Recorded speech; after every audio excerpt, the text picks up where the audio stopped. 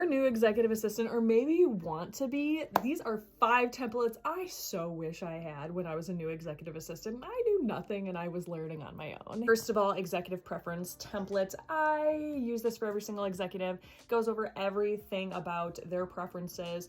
Personal preferences, driver's license, birthday, spouse information, family, communication preferences, travel preferences, priorities, goals. When I started implementing that, changed everything, because the more you know about your executive, the better you can do your job. So let's just fill out this executive preference template with all the information about my executive, and then anytime I have to reference anything about my executive, I go to that. And I'm like, oh, hey, he does not want a meeting before 10 a.m. on a Monday. Let's not schedule this meeting at 8 a.m. on a Monday. Second one is a meeting agenda. Created this template when I was new to an old role. I use it for every single meeting and always got good feedback about it. Third thing is both international and domestic travel checklists. They're a little different. When it comes to international or just travel in general for executives, you don't want to fuck anything up. If you mess up your executive's travel, you're gonna hear about it, and they're probably not gonna trust you going forward. So that's why I always just use a checklist and make sure that everything is covered. With that, I also use a travel itinerary that my executives have also loved, because I can put all of the information right in there, plug it right in,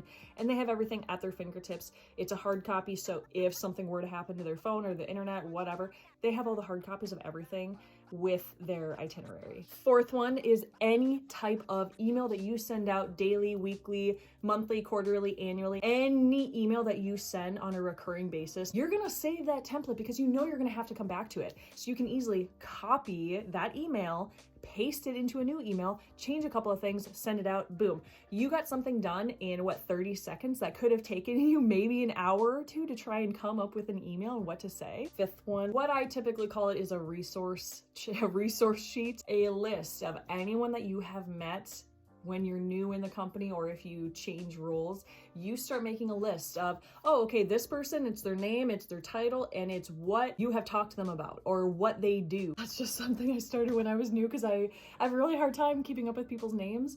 So being able to write it down and list out what they did, it helped me so much, so that later on when someone came to me about something, I didn't have to keep it all up here. I just had my resource list that I could go to, and boom, I find out the information very easily. Now, you can either start your own template library, or you can head to the link in my bio, grab my template library, and start implementing.